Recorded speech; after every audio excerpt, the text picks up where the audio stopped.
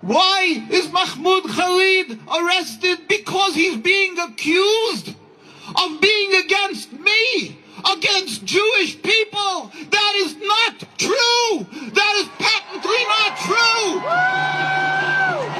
He is pleading for the children that are lying on the streets of Gaza.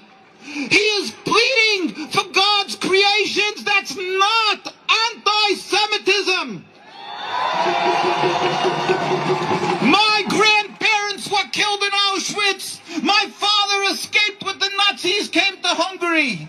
My father-in-law, all of blessed memory, walked on the death march from Auschwitz. And a bunch of people came along in the time before Hitler. They came along in Europe. People who lost God and didn't have God's morals. And they decided to make a nationalist movement